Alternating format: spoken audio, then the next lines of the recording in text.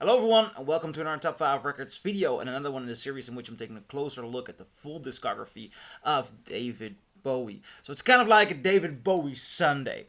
And this is a nice day. We have arrived at his fourth album, Hunky Dory. And I've been quite lucky enough to obtain, for not a lot of money, a first UK pressing of this some time ago. And this is a stunning version of the album. It has even has an inlay with the lyrics. I really like that. And this was the pressing which brought the album to life for me. I had an Italian pressing before this, so I'm not doing a comparison video like I did with The Man Who Sold the World. I'm not gonna do that here. I am gonna do it again with Ziggy Stardust and some other albums, but I only had this Italian pressing before this, which, I mean, not so good. And then I got this first UK. I mean, there's not a lot to compare, but I'm not gonna switch to listening to anything else than this one. It is full blown awesome sounding. And I mean, okay, let's be frank. This is his first masterpiece. I like Space Oddity a lot. It's a great album. I think The Man Who Sold the World, the first side is really incredible. Second side has some great songs. This just is a masterpiece. Man, this is good. It starts off with Changes. I mean, Changes is such an incredible song. The sound, I mean, the texture of it, the is it a synthesizer? And then you get the bum bum ba dum bum bum ba dum. Still don't know what I was waiting for, and my time was running wild. And the way the way he starts to flow in this album, but with such an incredible and unexpected song. I mean, Changes is composed, it is sung, it is recorded in a way that it's very unpredictable. Although I've heard the song zillion times, it is just as fresh today as it was when it was recorded. It is gorgeous. And I mean, the lyrics, Bowie sort of like announces his persona for the next decades. Persona, his attitude towards music, the element of changes, the necessity of changes. It is a very clever lyric. Then you get to Oh You Pretty Things, which is a very nice ballad. And not just a simple sort of ballad, it's a ballad with, there's urgency in it. There's some yearning, there's something is bothering Bowie. He is approaching the ballad and the emotions of a ballad in a different manner. And that means two songs in. It's great. 8-line poem. After that, I mean, Life on Mars. Life on Mars is one of the best songs ever written. Period. The development, the chord progression. Ricky Gervais once made a remark to Bowie. Bowie did a guest appearance in his show, Extras, and the two of them were friends, and Bowie should sing a song about Ricky Gervais' character. So Ricky Gervais said, "No, well, why don't you write a song for that like Life on Mars?" To which Bowie looked him in the eye and said, "You know what, I'll just pop out another Life on Mars." I mean, he knows what he did there.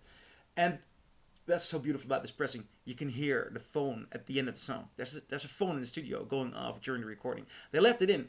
And this pressing is so detailed. You hear all that. I mean, must be other pressings in which you hear it. But this was the first time I noticed it. And it's not bad, you know. It gives it such a spacious feeling. It's so gorgeously sung by Bowie. Cooks, great song. To end off side one with a song after Cooks. And that song is Quicksand. And I think that is one of the best deep cuts by Bowie. Quicksand is of such, again, extraordinary writing. The lyrics, before I misquote it, but I could sing a song by heart, but I'm not gonna take a chance, because if you make a mistake, you're just you're a dork. I'm closer to the golden dawn, emerged in Crowley's uniform of imagery. I'm living in a silent film portraying Himmler's sacred realm of dream reality.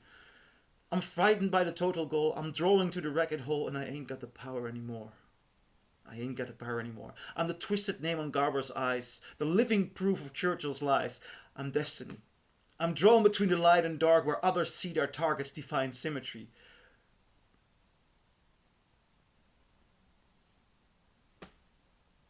Why have we never spoken about Bowie's lyrics? The man was a freaking genius. The man was a freaking genius. I think this is one of his best lyrics. There's so much sensitivity in the song. To me, this is the song is an existential crisis of Bowie, and I'm really I've been loving this song for 15, 16 years. It just remains a masterpiece, and I think it's. I just can't understand why this is not better known, more well known. You know. After that, you get "Fill Your Heart with Love." "Fill Your Heart" and Andy Warhol. The sheet says it's somewhat different than side two. I mean, it puts the two songs together. "Fill your heart with love today. Don't play the game." It's a nice, beautiful, happy song. The entire tone of this album does have mystery in there, but it's also rather cheerful. It's somewhat a pop art album to a certain way. There is a lightheartedness, and there is also, but lighthearted in a sense that it does not make it flat. For example, "Quicksand" is a gorgeous, emotional. How do I say this correctly? Revelation? Perhaps revelation is the right word. Personal doubt. But then the song "Andy Warhol," which, I mean, talking about pop art, not just the fact that it talks about Andy Warhol, but when you make a pop art album and you make pop art about the master of pop art, you know, that's like, I thought that's fun. I like that song. Andy Warhol has the rhythm guitar, and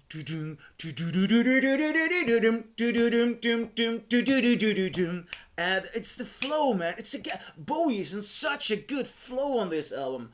After that, you get "Song for Bob Dylan," which is an okay song. I think it's an okay song. It's good. It just doesn't spark as much for me as other songs on this album. "Here she comes, here she comes, here she comes again. The same old painted lady." It's, it does have nice melody. Okay, I'll give you that with the "Song for Dylan." "Queen Bitch." "I'm up on the 11th floor, watching the cruisers below." Ooh, it's sparky, I love it. And then the Bewlay Brothers, which is a gorgeous epic. His storytelling on this album is so incredible. Damn. This is a genuine masterpiece. His fourth album is gorgeous. And we've only just begun.